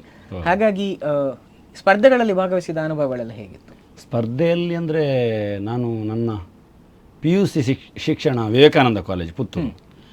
ಆಗ ನಿಮಗೆಲ್ಲ ಗೊತ್ತಿರೋಗೆ ನಮ್ಮ ಧರ್ಮಸ್ಥಳ ಮಂಜುನಾಥೇಶ್ವರ ಕಾಲೇಜಲ್ಲಿ ಇಲ್ಲಿ ಕಾನೂನು ವಿದ್ಯಾಲಯ ವರ್ಷ ಇಂಟರ್ ಕಾಲೇಜ್ ಯಕ್ಷಗಾನ ಸ್ಪರ್ಧೆ. ಅದಕ್ಕೆ ನಮ್ಮ ತಂಡ ಪುತ್ತೂರು ತಂಡ ಹೋಗ್ತಿತ್ತು. ನಾನು PUCಗೆ ಹೋಗೋ ಮೊದಲೇ ಹಿಂದಿನ ತಂಡಗಳು ಹೋಗಿದೆ. ಅಲ್ಲಿ ಮಹೇಶ್ ರೈ ಅಂತ ನಮ್ಮ ಕನ್ನಡ ಲೆಕ್ಚರರ್ ಇದ್ದರು, ಅವರು ಅದರ ನೇತೃತ್ವ. ಯಕ್ಷರಂಜಿನಿ ಪುತ್ತೂರು ಅಂತಲೇ ಅದಕ್ಕೆ ಹೆಸರು. ಅಲ್ಲಿ ನಾನು ಆಲ್ರೆಡಿ ವೇಷ ಮಾಡ್ತಿದ್ದವಲ್ಲ ನಾನು ಹೈಸ್ಕೂಲಲ್ಲಿ. ಹಾಗೆ ನಮ್ಮನ್ನು ಆ ತಂಡಕ್ಕೆ ಸೇರಿಸಿದರು. ಅಲ್ಲಿ ಒಳ್ಳೊಳ್ಳೆ ನಮ್ಮ ಗುರುಗಳ ಶಿಷ್ಯರೇ 2-3 ಜನ ಒಳ್ಳೊಳ್ಳೆ ವೇಷದವರು, ಪುಂಡು ವೇಷದವರೆಲ್ಲ ಇದ್ದರು. ಹಾಗೆ ಆ ತಂಡದಲ್ಲಿ ನಾವು ಸ್ಪರ್ಧಿಗಳಾಗಿ ಇಂಟರ್ ಕಾಲೇಜ್ ಕಾಂಪಿಟೇಷನಲ್ಲಿ ಭಾಗವಹಿಸಿದೆ 2 ವರ್ಷ ಕಂಟಿನ್ಯೂ. ಆವಾಗ ಇದು ನೀವು ಹೇಳಿದ ಸ್ಪರ್ಧೆಯಲ್ಲಿ ನನಗೆ ಪ್ರಥಮ ಅದೇ ವಿದ್ಯುನ್ಮತಿ ಕಲ್ಯಾಣದ ಕುಶನ ಪಾತ್ರಕ್ಕೆ ಕಿರೀಟ ವೇಷದಲ್ಲಿ ನನಗೆ ಪ್ರಥಮ ಬಹುಮಾನ ಆವಾಗ ಬಂದಿತ್ತು. ಅದೊಂದು ಅನುಭವವೇ ಬೇರೆ. ಆ ಒಂದು ಟೈಮಿಂಗ್ಸಲ್ಲಿ ಅವಾಗೆಲ್ಲ 1.5 ಗಂಟೆ ಕೊಡ್ತಾಯಿದ್ರು. ಆಮೇಲೆ ಇತ್ತೀಚೆಗೆ ಅದು 1.25 ಗಂಟೆಗೆ ಬಂದಿದೆ. ಎಲ್ಲ 8 ವೇಷಗಳು, ಹಾಸ್ಯ, ಸ್ತ್ರೀವೇಷ ಎಲ್ಲ ಬೇಕು. ಆಗ ಒಂದೊಂದಕ್ಕೆ ಇಷ್ಟಿಷ್ಟು ಸಮಯ ಅಂತ ನಿರ್ಧಾರ ಮಾಡಿ ಆ ಒಂದು ಕಾಂಪಿಟೇಷನ್ನಲ್ಲಿ ಭಾಗವಹಿಸೋದಕ್ಕೂ ಹೀಗೆ ಭಾಗವಹಿಸೋದಕ್ಕೂ ತುಂಬ ವ್ಯತ್ಯಾಸ. ಇಲ್ಲಿ ಸಮಯದ ಅಷ್ಟೇನಿದೆ, 2 ಪದ್ಯ ಹೆಚ್ಚು ತಗೊಂಡ್ರು ಆ ಕಲಾವಿದನ್ನು ನೋಡಿ ಭಾಗವತರು ಒಳ್ಳೆ ಪರ್ಫಾರ್ಮೆನ್ಸ್ ನೋಡಿದರೆ ಇನ್ನು 2 ಹೆಚ್ಚು ಕೊಡ್ತಾರೆ. ಇಲ್ಲಿ ಹಾಗೆ ಆಗೋದಿಲ್ಲ, ಫಿಕ್ಸ್ ಪದ್ಯ, ಅದಕ್ಕೆ ನಾವು ಮಾಡಬೇಕು. ಅದೊಂದು ಅನುಭವ. ಆ ನಂತರ ನೀವು ಹೇಳಿದಾಗೆ ನಾನೇ ಕಲಿಸಿದ ನನ್ನ ಶಿಷ್ಯರ ತಂಡ, ನಾನು ಇದು ಕಲಿಸಿದ್ದು ಶಿಷ್ಯರ ತಂಡವನ್ನು ರಚನೆ ಮಾಡಿ ತುಂಬ ವರ್ಷ ನಂತರ. ನಾನು ಹಿಮ್ಮೇಳವಾದಕ್ಕಾಗಿ ಯಕ್ಷಗಾನದಲ್ಲಿ ಹಿಮ್ಮೇಳವಾದಕಲ್ಲಿ ಗುರುತಿಸಿಕೊಂಡ ನಂತರ ಈ ತಂಡವನ್ನು ನಾನು ರಚಿಸಿದ್ದು, ನನ್ನ ಶಿಷ್ಯರ ತಂಡ. ಅದು ಪುಂಜಲಕಟ್ಟೆ ಪ್ರಥಮ ದರ್ಜೆ ಕಾಲೇಜ್. ಅಲ್ಲಿ ನಮ್ಮ ಪ್ರಖ್ಯಾತ ಸಾಹಿತಿ ಅಮೃತ ಸೋಮೇಶ್ವರ ಅವರ ಮಗ ಚೇತನ್ ಸೋಮೇಶ್ವರ ಅಂತ ಇದ್ದರು. ಹಾಗೆ ಇನ್ನೊಬ್ಬರು ರವಿಶಂಕರ್ ಸರ್ ಅಂತ ಇದ್ದರು, PT ಲೆಕ್ಚರ್. ಅವರ ಒಂದು ನೇತೃತ್ವದಲ್ಲಿ ಅಲ್ಲಿ ಯಕ್ಷಗಾನ ಕ್ಲಾಸ್ ಆಗಬೇಕು ಅಂತ ನಾನು ನಾಟ್ಯವು ಗೊತ್ತಿರುವ ಕಾರಣ, ಈ ಹಿಂದೆ ತರಬೇತಿ ನೀಡಿದ ಅನುಭವ ಇದೆ ಅಂತ ಅವರಿಗೆ ಗೊತ್ತಿದ್ದಾಗ ನನ್ನನ್ನು ಒತ್ತಾಯದಲ್ಲಿ ಅಲ್ಲಿ ತರಬೇತಿ ಮಾಡಬೇಕು ಅಂತ. ಹಾಗೆ ಅಲ್ಲಿ ಕಲಿಸಿ 2 ವರ್ಷ ನಾನು SDMಗೆ ಕಾಂಪಿಟೇಷನ್ಗೆ ನನ್ನ ಶಿಷ್ಯರ ತಂಡವನ್ನು ಕಳಿಸಿದ್ದೇನೆ. 1 ವರ್ಷ ಗುರುದಕ್ಷಿಣೆ, ಮತ್ತಿನ ವರ್ಷ ಗಿರಿಜಾ ಕಲ್ಯಾಣ. ಅದು ಒಂದು ಅನುಭವ ಬೇರೆ. ಅಂದರೆ ಈ ವೇಷ ಮಾಡಿದ ಸ್ಪರ್ಧೆಯಲ್ಲಿ ವೇಷ ಮಾಡಿದ ಅನುಭವ ನನಗೆ ಇದ್ದ ಕಾರಣ ತಂಡವನ್ನು ಹೇಗೆ ರೆಡಿ ಮಾಡಬೇಕು, ಟೈಮಿಂಗ್ಸಿಗೆ ಹೇಗೆ ಬಟ್ಟಿ ಇಳಿಸಬೇಕು, ಇದೆಲ್ಲ ನನಗೆ ಅಂದಾಜು ಗೊತ್ತಾಯಿತು ನನಗೆ. ಮತ್ತು ನಾನು ಬೇರೆ ಬೇರೆ ತಂಡಗಳಿಗೆ ಹಿಮ್ಮೇಳವಾದಕನಾಗಿಯೂ ತುಂಬ ಸಲ ಹೋಗಿದ್ದೇನೆ. ಹಾಗಾಗಿ ಎಲ್ಲ ಅದರ ಗೊತ್ತಿದ್ದ ಕಾರಣ ಅದು ಸ್ವಲ್ಪ ನನಗೆ ಈಸಿ ಆಯಿತು. ಹೌದು. ಅದು ಎರಡು ಅನುಭವ ಕೂಡ ಇದೆ ಅಂತ ಹೇಳ್ಬೋದು. ತಾವೀಗ ಮಾತಾಡ್ತಾ ಹೇಳಿದ್ರಿ ಇದಕ್ಕಿಂತ ಮುಂಚೆ ಕೂಡ ನಾನು ತರಬೇತಿ ಕೊಟ್ಟು ನನಗೆ ಅಭ್ಯಾಸ ಇತ್ತು ಅಂತ, ಅದರ ಬಗ್ಗೆ ಸ್ವಲ್ಪ ಹೇಳ್ಬೋದಾ?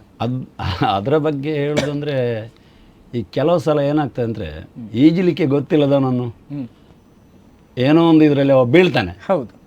ಪ್ರವಾಹಕ್ಕೆ ಬಿದ್ದಾಗುವಾಗ ಬದುಕಬೇಕಲ್ಲ ಅಂತ ಕೈಕಾಲು ಬಡ್ದು ದಡ ಸೇರಿ ಮೇಲೆ ಬರ್ತಾನಲ್ಲ, ಆಮೇಲೆ ಈಜು ಕಲಿತು ದೊಡ್ಡ ಈಜುಭಟ ಆಗ್ತಾನೆ.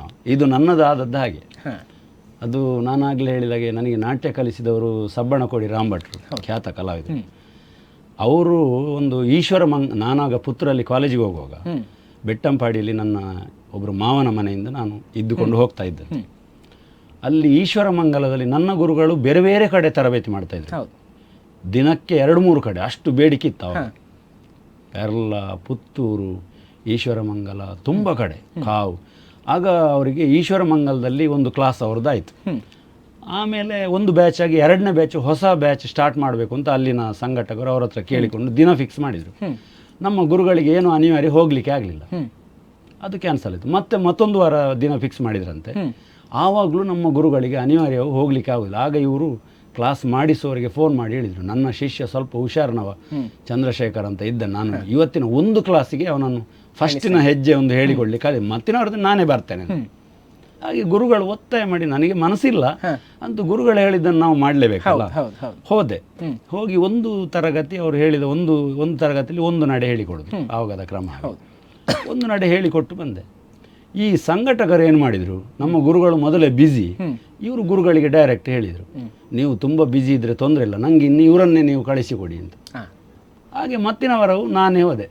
ಹಾಗೆ ಅನಿವಾರ್ಯಕ್ಕೆ ನಾನು ಒಂದು ಗುರು ಆದದ್ದು. ಅದು ಆಗಿ ಅಲ್ಲಿ ತರಬೇತಿ ಯಶಸ್ವಿ ಆಯಿತು. 1-1.5 ವರ್ಷದ ಕಾಲ ಯಶಸ್ವಿಯಾಗಿ ನಡೆಯಿತು. ಅಲ್ಲಿ ಒಂದು ಪ್ರಸಂಗ ಪ್ರಾಕ್ಟೀಸ್ ಕೊಟ್ಟು ಅದು ಪ್ರದರ್ಶನ ಕೂಡ ಆಯಿತು. ಹಾಗೆ ಆಮೇಲೆ ಅದು ಸಕ್ಸಸ್ ಆಯಿತು ಅಂತಾಗಿ ಮತ್ತೆ ನಾನು ಬೇರೆ ಕಡೆ ಇಲ್ಲಿ ನಮ್ಮ ಊರಲ್ಲಿ ಕಾಶಿಪಟ್ಟಣದಲ್ಲಿ ಅಲ್ಲಿ ಕೂಡ ಈ ವಿಷಯ ಗೊತ್ತಾಗಿ ಅಲ್ಲಿನವರು ಕೇಳಿಕೊಂಡ್ರು. ಹಾಗೆ ಅಲ್ಲಿಯೂ ನಾನು ಕ್ಲಾಸ್ ಮಾಡಿದೆ, ಅದು ಯಶಸ್ವಿ ಆಯಿತು. ಅಲ್ಲಿ ತಂಡ ಅಲ್ಲಿಯೂ ಅವ್ರದ್ದು ಪ್ರದರ್ಶನ. ಹಾಗೆ ನಾನು ಒಂದು ಅನಿವಾರ್ಯಕ್ಕೆ ಗುರು ಆದದ್ದು. ಆಮೇಲೆ ಅದಕ್ಕೆ ಏನು ಬೇಕೋ ಅದನ್ನೆಲ್ಲ ನಾನು ಸಂಗ್ರಹ ಮಾಡ್ಕೊಂಡು ಹೇಳಿಕೊಡ್ಲಿಕ್ಕೆ ಏನು ನಮ್ಮ ಗುರುಗಳದ್ದು ನೋಡಿ ಗೊತ್ತಿತ್ತು. ಹಾಗೆ ಅದು ರೂಲ್ಸ್ ಪ್ರಕಾರ, ಸಿಲೆಬಸ್ ಪ್ರಕಾರವೇ ಪಾಠ ಮಾಡುವ ಕ್ರಮ ಕೂಡ ಗೊತ್ತಿದೆ. ಹಾಗೆ ನಾನು ನಾಟ್ಯ ಗುರು ಅಂತ ಹೇಳ್ತಾರೆ ಎಲ್ಲ, ನಾನು ಹೇಳೋದಿಲ್ಲ. ಹಾಗೆ ಅದಾದಮೇಲೆ ತಾವು ಹಿಮ್ಮೇಳದಾಚೆ ಆಸಕ್ತರಾಗಿ ಹಿಮ್ಮೇಳವನ್ನು ಕಲೀಲಿಕ್ಕೆ ಪ್ರಾರಂಭ ಮಾಡಿದ್ರು. ಹೌದು. ಹಿಮ್ಮೇಳ ಕಲಿಯುವಂಥ ಆಸಕ್ತಿ ಹೇಗೆ ಬಂತು ತಮಗೆ? ಹಿಮ್ಮೇಳ ಆಸಕ್ತಿ ಅಂದರೆ ಅದೇ ನಾನು ನಾಟ್ಯ ಕಲಿತು ವೇಷ ಮಾಡ್ತಾ ಇರುವಾಗಲೇ ಪೆರ್ಲದಲ್ಲಿ ನಮ್ಮ ಗುರುಗಳು ನಮ್ಮ ಪ್ರಸಂಗ ಪ್ರಾಕ್ಟೀಸ್ ಮಾಡಿಸುವಾಗ ನಮಗೆ ಹಿಮ್ಮೇಳ ಬೇಕಲ್ಲ. ಆವಾಗ ಬಹಳ ಪ್ರಖ್ಯಾತರು ಪುಂಡಿಕಾಯಿ ಕೃಷ್ಣ ಭಟ್ ಅಂತ, ಬಲಿಪನಾರಾಯಣ ಭಾಗವತರ ತಂಗಿಯ ಗಂಡ ಭಾವ, ಅವರೇ ನಮಗೆ ಚೆಂಡೆಗೆ ಬರ್ತಾ ಇದ್ದದ್ದು. ಒಳ್ಳೆಯ ಪೌರಾಣಿಕ ಪ್ರಸಂಗದ ನಾಲೆಜ್, ನಾನು ಹೆಚ್ಚಿನ ಪುರಾಣ ಪ್ರಸಂಗದ ಮಾಹಿತಿಯನ್ನು ವೇಷ ಮಾಡುವ ಕಾಲದಲ್ಲಿ ಅವರಿಂದಲೇ ಪಡೆದಿದ್ದೇನೆ ತುಂಬ. ನಾನು ಅದು ರಂಗದಲ್ಲಿ ಎಲ್ಲಿ ನಿಲ್ಲಬೇಕು ಪ್ರತಿಯೊಂದು ಅವರಿಗೆ ಗೊತ್ತಿತ್ತು. ಹಾಗೆ ಅವರು ಬರ್ತಾಯಿದ್ರು, ಅವರ ಚೆಂಡೆಯ ಇದಕ್ಕೆ ನಾನು ತುಂಬ ಇದಾಗಿದ್ದೆ ಅವಾಗ. ಹಾಗೆ ನನಗೊಂದು ಕಲ್ತ್ರೆ ಏನು ಅಂತ ಆಯಿತು. ಈ ಚೆಂಡೆ ಮೊದಲು ಅಭ್ಯಾಸ ಅಂದರೆ ಮೇಳಕ್ಕೆ ಹೋಗ್ಬೇಕು ಏನಿಲ್ಲ, ಕನಸಿಲ್ಲ ಅವಾಗ, ಸುಮ್ಮನೆ ಕಲಿಬೇಕು, ನಾಟ್ಯ ಕಲ್ತಾ ಇತ್ತಲ್ಲ ಇನ್ನು ಇದು ಕಲಿಬೇಕು ಅಂತ. ಹಾಗೆ ಆ ಒಂದು ಹೆಚ್ಚಾಗಿ ಫಸ್ಟಿಗೆ ಏನಾಯ್ತು ಅಂದರೆ ನಾನು ಕಾಲೇಜಿಗೆ ಹೋಗೋ ಬೆಟ್ಟಂಪಾಡಿಯಲ್ಲಿ ಅಲ್ಲಿ ಮಾಂಬಾಡಿ ಗುರುಗಳದ್ದೊಂದು ಕ್ಲಾಸ್ ಸ್ಟಾರ್ಟ್ ಮಾಡಿದರು ಅಲ್ಲಿ ಅವರು. ಅದು ಈ ಹೊರಗಿನ ಕ್ಲಾಸುಗಳು ಹೇಗೆ ಅಂದರೆ ನಿಮಗೆ ಗೊತ್ತಿರ್ಬೋದು, ಹಿಮ್ಮೇಳ ಕ್ಲಾಸುಗಳು ಯಾವಾಗಲೂ ಸೇರುವಾಗ 30 ಜನ, ಒಂದು ವಾರ ಆಗುವಾಗ ಮತ್ತಿನ ವಾರಕ್ಕೆ 25, 4 ವಾರ ಆಗುವಾಗ ಒಬ್ಬ ಇಬ್ಬರು ಉಳಿಯುವುದು. ಹಾಗೆ ಆಗಿ ನಾನು ಮತ್ತು ಒಬ್ಬ 4ನೇ ವಾರಕ್ಕೆ ಇನ್ನೊಬ್ಬ ಇಬ್ಬರೇ ಉಳಿದದ್ದು. ಈ ಅವರನ್ನು ಗುರುಗಳನ್ನು ಕರೆಸಿ ತರಗತಿ ಮಾಡಿಸುವವರಿಗೆ ಗುರುಗಳಿಗೆ ಪೇಮೆಂಟ್ ಮಾಡಬೇಕು, ಅದು ವ್ಯವಸ್ಥೆಗಳೆಲ್ಲ ಇರ್ತದೆ. ಅದು ಹೊರೆ ಆಯಿತು ಅಂತ ಅವ್ರು ನಿಲ್ಲಿಸಿಬಿಟ್ರು. 2 ನಡೆ ಮಾತ್ರ ನನಗೆ ಮಾಂಬಾಡಿ ಗುರುಗಳಲ್ಲಿ ಆದದ್ದು, 2 ಕ್ಲಾಸ್. ಅದು ನನ್ನ ಕನಸಾಗಿ ಉಳಿಯಿತಲ್ಲ. ಮತ್ತು ನಾನು ಕಾಲೇಜ್ ಆಯಿತು, ಇದು ಸರಿಯಾಗಿ ಕಲೀಲಿಕ್ಕೆ ಆಗಲಿಲ್ಲ. ಆನಂತರ ನಾನು ನಮ್ಮ ಊರಿನ ಹತ್ರ ಅದೇ ಕಾಶಿಪಟ್ಟಣದಲ್ಲಿ ನಾಟ್ಯ ತರಬೇತಿ ಮಾಡ್ತಾ ಇರುವಾಗ ಅಲ್ಲಿ ಒಬ್ಬರು ಧರ್ಮಸ್ಥಳ ಕೇಂದ್ರಕ್ಕೆ ಹೋದವರು ಒಬ್ಬರು ಇದ್ದರು, ನಿರಂಜನ್ ಅಂತ, ನಮ್ಮ ಲೀಲಾವತಿ ವೈಪಾಡಿತ ಅಮ್ಮನಲ್ಲೇ ಭಾಗವತಿ ಕಲ್ತವ್ರು. ಅವ್ರ ಹತ್ರ ನಾನು ಹೀಗೆ ಮಾತಾಡೋ ಹೇಳಿದೆ, ನನಗೊಂದು ಹಿಮ್ಮೇಳ ಕಲಿಬೇಕು ಅಂತ ಇತ್ತು, ನನ್ನ ಆಸೆ ಹಾಗೆ ಉಳಿಯಿತು ಮಾರ. ಆಗ ಅವರು, ನೀವು ಧರ್ಮಸ್ಥಳ ಕೇಂದ್ರಕ್ಕೆ ಹೋಗಿ, ಅಲ್ಲಿ ಒಳ್ಳೆ 5-6 ತಿಂಗಳು ಅಲ್ಲೇ ಇದ್ದು ಒಳ್ಳೆ ಕಲೀಲಿಕ್ಕೆ ಆಗ್ತದೆ. ಅವರು ಹೇಳಿದ ಪ್ರಕಾರ ಆಗ ಅರ್ಜಿ ಹಾಕುವ ಕ್ರಮ ಎಲ್ಲ ಇತ್ತು. ಹಾಗೆ ನಾನು ಅಪ್ಲಿಕೇಶನ್ ಹಾಕಿ ಧರ್ಮಸ್ಥಳಕ್ಕೆ ಆಯ್ಕೆ ಆದೆ. ನಮ್ಮ ಭಾಗ್ಯ ಅಂತೇಳಿ ನಮ್ಮ ಹೌದು ನಿಮಗೆ ಗೊತ್ತಿದೆ, ಗುರುಗಳು ಸಿಕ್ಕಿದ್ರು ಹರಿನಾರಾಯಣ ಬೈಪಾಡಿದ್ದಾರೆ. ಹಾಗೆ ನಾನು ಅನುಭವಕ್ಕೆ ಅಂತ ಕಲ್ತದ್ದು. ಆಮೇಲೆ 1 ವರ್ಷಕ್ಕೆ ಅದರಲ್ಲಿ ಒಂದು ಕತೆ ಉಂಟು. ನಾನು ಮೇಳಕ್ಕೆ ಹೋಗುದಿಲ್ಲ ಅಂತಲೇ ಇತ್ತು. ಅಂದರೆ ನಮ್ಮ ತಂದೆಯವರ ವಿರೋಧ ಇತ್ತು ಮೇಳಕ್ಕೆ ಹೋಗ್ಲಿಕ್ಕೆ. ಕಲಿಯುವುದಕ್ಕೆ ಸಪೋರ್ಟು ತಂದೆಯದ್ದು, ಮೇಳಕ್ಕೆ ಹೋಗ್ಲಿಕ್ಕೆ ವಿರೋಧ. ಆ ಕಾಲವೇ ಹಾಗಿತ್ತು, ಮೇಳಕ್ಕೆ ಹೋಗಬಾರ್ದು. ಅಂದರೆ ಅದು ಕೆಲವು ಆ ಕಾಲದಲ್ಲಿ ಮೇಳಕ್ಕೆ ಹೋದವರಿಗೆ ಇದಿಲ್ಲ, ಯಾವುದೇ ಆರ್ಥಿಕ ಭದ್ರತೆ ಇಲ್ಲ, ಮತ್ತು ಅವರ ಏನು ಹೇಳುದು ಈ ವರ್ಚಸ್ಸು ಕಡಿಮೆ ಆಗ್ತದೆ, ತುಂಬ ಎಲ್ಲ ಇತ್ತು, ಹಾಗಿತ್ತು. ಆದರೆ ಧರ್ಮಸ್ಥಳ ಕೇಂದ್ರದಲ್ಲಿ ಕಲಿತವರು ಮೇಳಕ್ಕೆ ಹೋಗಲೇಬೇಕು ಅಂತ ಒಂದು ರೂಲ್ಸ್ ಇತ್ತಲ್ಲಿ. ಮೇಳಕ್ಕೆ ಹೋಗುವುದಕ್ಕಾಗಿ ಅಲ್ಲಿ ಕಲಿಸುವ. ಆಗ ನನಗಂತೂ ಮೇಳಕ್ಕೆ ಹೋಗ್ಬೇಕು ಆಸೆ ಇತ್ತು. ನಾನು ಪ್ರತಿ ವರ್ಷ ಅದರ ಮೊದಲು ಕಟೀಲ್ ಮೇಳದ ಸೇವೆ ಆಟಕ್ಕೆ ಹೋಗ್ತಾ ಇದ್ದೆ, ಮತ್ತು ಎಲ್ಲಿದ್ದರೂ ಹೋಗ್ತಾ ಇದ್ದೆ. ಆರಂಭದ ಸೇವೆ ಕೊನೆ ಸೇವೆ. ಅಲ್ಲಿ ಈಗಿನ ನಿಮಗೆ ಕುರಿಯ ಭಾಗವತರು ಅವರನ್ನು ನಾನು ಯಾವಾಗಲೂ ಅವರನ್ನು ಒಂದು ಗುರುಸ್ಥಾನ. ನಾನೊಬ್ಬ ವೃತ್ತಿಪರ ಕಲಾವಿದ ಆಗಲಿಕ್ಕೆ ಅವರೇ ಕಾರಣ. ಅವರು ಒತ್ತಾಯ ಮಾಡಿ ನನ್ನನ್ನು ಮೇಳಕ್ಕೆ ಕರೆದದ್ದು. ಅವರಿಗೆ ಯಾರೋ ಹೇಳಿದ್ರಂತೆ, ಹೀಗೆ ಕಲ್ತಿದ್ದಾನೆ ಅವ, ಮೇಳಕ್ಕೆ ಹೋಗುದಿಲ್ಲ. ನಾನು ಸೇವೆ ಆಟಕ್ಕೆ ಹೋಗಿದ್ದೆಲ್ಲ, ಅವರು ನನ್ನನ್ನು ಬೇರೆಯವ್ರ ಮುಖಾಂತರ ಪರಿಚಯ ಮಾಡಿಸ್ಕೊಂಡು ಕರೆದ್ರು. ಅವರು ಮತ್ತು ಪದ್ಯಾಣ ಶಂಕರನಾರಾಯಣ ಭಟ್ರು ಅವರಿದ್ದರು. ಅಪ್ಪ ಬಿಡುವುದಿಲ್ಲ ಅಂತ ಹೇಳಿದೆ. ನಿನ್ನ ಅಪ್ಪನಿಗೆ ನಾನು ಚೀಟು ಕಳಿಸ್ತೇನೆ, ಲೆಟರ್ ಕಳಿಸ್ತೇನೆ ಅಂತ ಹೇಳಿ ಮೇಳ ಶುರುವಾಗಿ 1 ವಾರ ಆದ ಮೇಲೆ ನಾನು ಮೇಳಕ್ಕೆ ಸೇರಿದ್ದೆ. ಹಾಗೆ ಮತ್ತೆ ನಾನು ತಂದೆಯವರಿಗೆ ಮನಸ್ಸಿಲ್ಲದಿದ್ದರೂ ಕಟೀಲು 1ನೇ ಮೇಳಕ್ಕೆ ಪೂಂಜ ಭಾಗವತರ ಒಂದು ತಂಡಕ್ಕೆ ಮೇಳಕ್ಕೆ ಸೇರಿ ಮತ್ತೆ ಅದು 1 ವರ್ಷಕ್ಕೆ ಅಂತ ಹೋದೆ ಅನುಭವಕ್ಕೆ. ಅದು ತುಂಬ ವರ್ಷ ಆಯಿತು. ಏನೋ ಒಂದು ಕಟೀಲು ದೇವಿಯ ಅನುಗ್ರಹದಲ್ಲಿ ಹಾಗೆ ಆಗಿ ಹೋಯಿತು ಅಂತ ಹೇಳ್ಬೋದು. ಅದೇ ರೀತಿ ತಾವೀಗ ಹೇಳಿದ ಹಾಗೆ ಮಾಂಬಡಿಯವರಲ್ಲಿ 2 ನಡೆಯನ್ನು ಕಲಿತರು ಕೂಡ ನಂತರ ತಾವು ಪೂರ್ಣ ಪ್ರಮಾಣದಲ್ಲಿ ಕಲಿತದ್ದು ಬೈಪಡಿತಾರೆ, ಹರಿನಾರಾಯಣ ಬೈಪಡಿತಾರೆ. ಹಾಗಾಗಿ ಅವರ ಒಂದು ಏನು ಹೇಳ್ತೇವೆ ಸ್ಫೂರ್ತಿ ಅಥವಾ ಅವರ ಒಂದು ಪ್ರೇರಣೆ ನಿಮಗೆ ನಿಮ್ಮ ಬದುಕಲ್ಲಿ ಆಗಿರ್ಬೋದು, ಹಿಮ್ಮೇಳ ವಾದನದಲ್ಲಿ ಆಗಿರ್ಬೋದು, ಯಾವ ಮಟ್ಟಿಗಿದೆ ಅಂತ? ತುಂಬ ಇದೆ. ಹರಿನಾರಾಯಣ ಬೈಪಡಿತಾರ ಪ್ರೇರಣೆ ಎಲ್ಲದರಲ್ಲಿ ಇದೆ ನಮಗೆ. ಯಾಕಂದರೆ ಕೇಂದ್ರದಲ್ಲಿ ಒಂದು ಧರ್ಮಸ್ಥಳ ಕೇಂದ್ರದಲ್ಲಿ ಒಂದು ಸಿಲೆಬಸ್ ಅಂತ ಇದೆ ಪಾಠಕ್ಕೆ, ಪ್ಲಸ್ ಇಡೀ ದಿನಚರಿಗೊಂದು ಅಲ್ಲಿ ಒಂದು ಇದು ಮಾಡಿರ್ತಾರೆ. ಇಷ್ಟು ಗಂಟೆಗೆ 5 ಗಂಟೆಗೆ ಏಳಬೇಕು ಅಭ್ಯಾಸ, ಮತ್ತೊಂದು 6 ಗಂಟೆಗೆ ಒಂದು ಕಷಾಯ ಕುಡಿಯೋದು, ಅದನ್ನು ನಾವೇ ವಿದ್ಯಾರ್ಥಿಗಳೇ ಅಲ್ಲಿ ಪ್ರಿಪೇರ್ ಮಾಡಬೇಕು, ಅಡುಗೆ ಎಲ್ಲ, ಹೀಗೆಲ್ಲ ಒಂದು ಶಿಸ್ತುಂಟು. ಅದನ್ನು ನಮಗೆ ಕಲಿಸಿದವರು.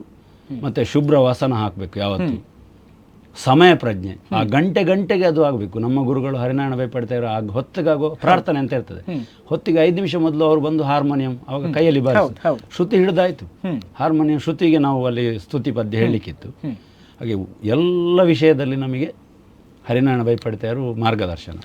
ಕಲಿಸಲಿಕ್ಕೆ ಚೆಂಡೆ ಮೊದಲಿಗೂ ಅವರೇ, ವೃತ್ತಿಯ ವಿಷಯದಲ್ಲಿ ಪ್ರತಿಯೊಂದರಲ್ಲಿ ಜೀವನಕ್ಕೂ ಅವರೇ ನಮಗೆ. ಅಂದರೆ ನಾವು ಇನ್ನೊಬ್ಬರಿಗೆ ಹೊರೆ ಆಗಿರಬಾರ್ದು, ಅಂದರೆ ಯಾರಿಗೂ ನಮ್ಮಿಂದಾಗಿ ತೊಂದರೆ ಆಗಬಾರ್ದು, ಇದನ್ನೆಲ್ಲ ನಾವು ಗುರುಗಳ ಹತ್ರ ಬೇಕಷ್ಟು ಕಲ್ತಿದೆ. ಈಗ ನಾವು ಕೂಡ ಅದೇ ರೀತಿ ಅದನ್ನು ಅಳವಡಿಸಿಕೊಂಡಿದ್ದೇವೆ. ಹಾಗೆ ತುಂಬ ಅವರು ನಮಗೆ ಪ್ರೇರಣೆ. ಬಹುಶಃ ಬಹಳಷ್ಟು ಕಲಾವಿದರಿಗೆ ಒಂದು ಆ ರೀತಿಯ ಒಂದು ಜೀವನದಕ್ಕೂ ಒಂದು ಮಾರ್ಗದರ್ಶನ ಕೊಟ್ಟ ಗುರುಗಳಲ್ಲಿ ಖಂಡಿತ ಹೌದು, ಅಗ್ರಮಾನ್ಯರು ಅಂತ ಹೌದು. ನೀವು ಅವರ ನಮ್ಮ ಹಾಗಿದ್ದ ವೃತ್ತಿಗೆ ಹೋದ ಯಾವ ಶಿಷ್ಯರಲ್ಲಿ ಕೇಳಿದ್ರು ಇದೇ ಮಾತನ್ನು ಹೇಳ್ತಾರೆ. ಅವರು ಈ ಚೆಂಡೆ ಮೊದಲೇನು ಕಲಿಸಿದ್ದಾರೆ, ಜೀವನ ಪಾಠವನ್ನು ಕಲಿಸಿದ್ದಾರೆ ಅಂತ ಖಂಡಿತ ಹೇಳ್ತಾರೆ. ತಾವು ಮೇಳಕ್ಕೆ ಕಲಾವಿದರಾಗಿ ಹೋಗಬೇಕಾದ್ರೆ ಕೂಡ ಅನಿವಾರ್ಯಕ್ಕೆ ಕೆಲವೊಮ್ಮೆ ವೇಷಗಳನ್ನು ಕೂಡ ಮಾಡಿದ್ದೀರಿ ಅಂತ ಕೇಳಿಪಟ್ಟೆವು. ಅದರ ಬಗ್ಗೆ ಒಂಚೂರು ಹೇಳ್ಬೋದು ನಮಗೆ? ಅದು ನಾನು ಹಾಗೆ ಹೇಳಿದಲ್ಲ, ಒಂದು ಅನಿವಾರ್ಯ ಅಂತ ಹಳ್ಳಕ್ಕೆ ಬಿದ್ದ ಮೇಲೆ ಇದು ಹಾಗೆ ಆದದ್ದು.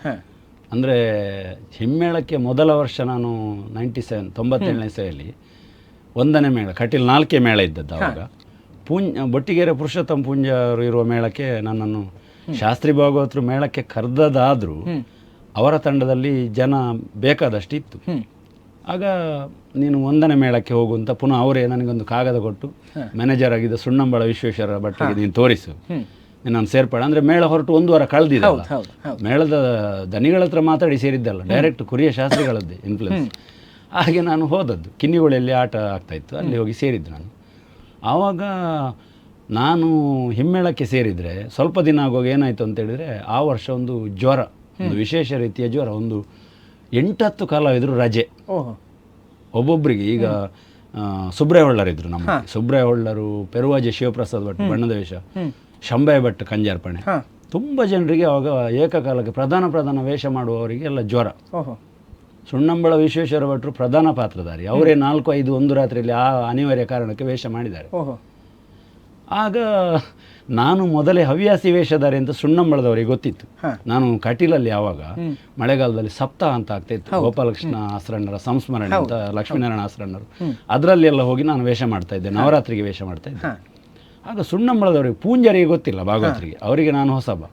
ಆಗ ಇವರು ಹೋಗಿ ಮೇಲೆ ಹೇಳಿದರು, 5-6 ಜನ 7-8 ಜನ ಹುಷಾರಿ ರಜೆ ಇಲ್ಲಲ್ಲ, ನಾವು 4 ಮಂದಿ ಇದ್ದೇವಲ್ಲ ಹಿಮ್ಮೇಳಕ್ಕೆ ಒಂದು ಟೈಮ್ ಅಂತ. ಫಸ್ಟಿಗೆ ನಾವು ಸೇರಿದ ವರ್ಷ ನಮಗೆ ಕೊನೆಯವರೆಗೆ ಡ್ಯೂಟಿ ಇರುವುದಿಲ್ಲ. ಫಸ್ಟಿಗೆ ಚೌಕಿ ಪೂಜೆ, ಕೋಡಂಗಿ, ನಿತ್ಯ ವೇಷ, ಮತ್ತೆ ಸ್ವಲ್ಪ ಹಾಗೆ ನಾವು ಚಂದ್ರಣ್ಣನನ್ನು ವೇಷ ಮಾಡಿಸುವ ಅಂತ ಅವರವರು ಮಾತಾಡ್ಕೊಂಡು ನನ್ನನ್ನು ಕರೆದ್ರು ಭಾಗವತರು. ಹೀಗೆ ಒಂದು ಅನಿವಾರ್ಯ, 7-8 ಜನ ರಜೆ ಇದ್ದಾರೆ, ನೀನೊಂದು ವೇಷ ಮಾಡಬೇಕು. ನನಗೆ ಫಸ್ಟಿಗೆ ಮೇಳದಲ್ಲಿ ವೇಷ ಮಾಡೋದು ಅಂದರೆ ದೊಡ್ಡವರು, ಆದರೆ ಇಂಟ್ರೆಸ್ಟ್ ಜೋರಿತ್ತು ವೇಷದ. ಆವಾಗ ಹಿಮ್ಮೇಳಕ್ಕೆ ಬಂದರು ವೇಷದ ಇಂಟ್ರೆಸ್ಟ್ ಆಗೋ ತುಂಬ ಇತ್ತು ನನಗೆ.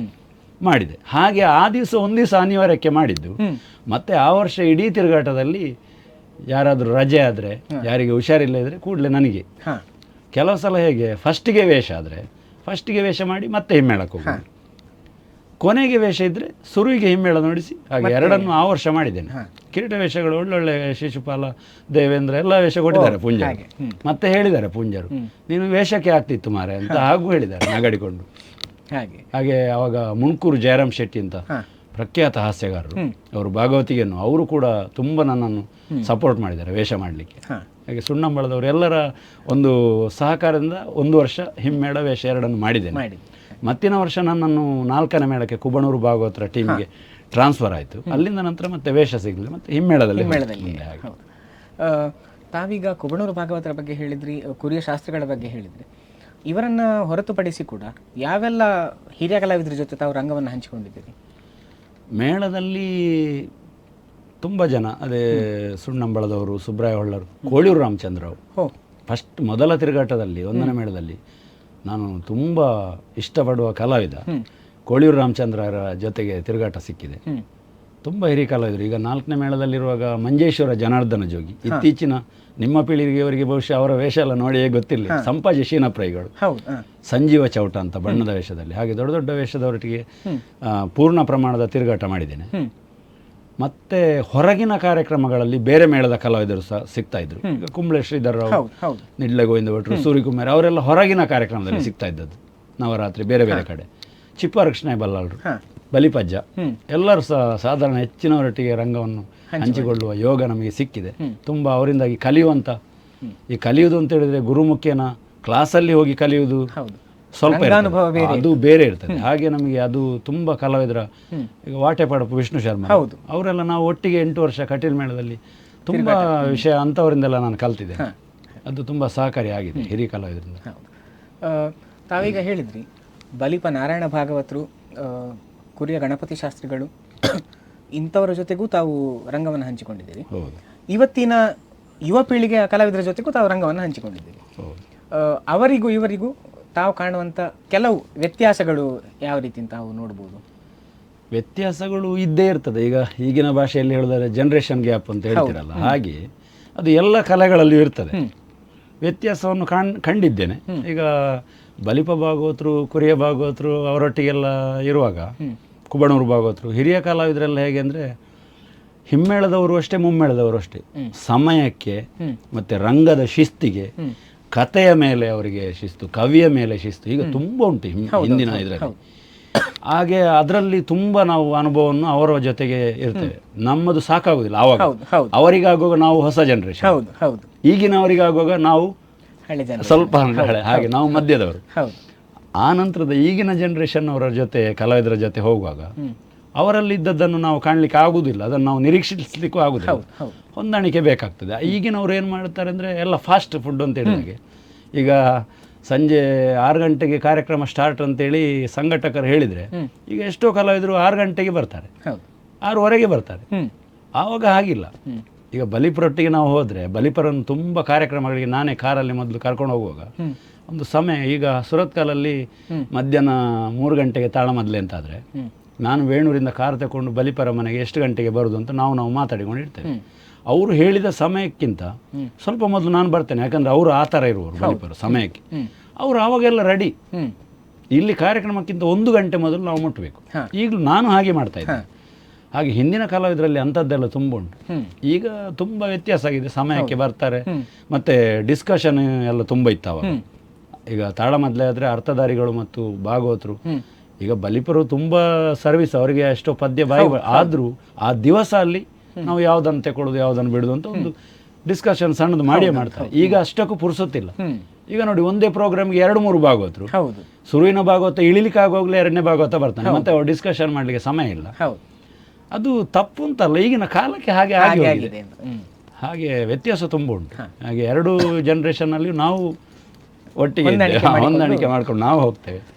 ಹಾಗೆ ಆಗಲಿ ಮೊದಲಿಗಾರ. ಈಗ ಇನ್ನೂ ಕೆಲವು ಪ್ರಶ್ನೆಗಳು ನಮ್ಮಲ್ಲಿ ಬಾಕಿ ಇದೆ, ಆದರೆ ಸದ್ಯಕ್ಕೆ ಒಂದೇ ಎಪಿಸೋಡ್ ನಮಗೆ ಸಾಕಾಗಲಿಕ್ಕಿಲ್ವೇನೋ.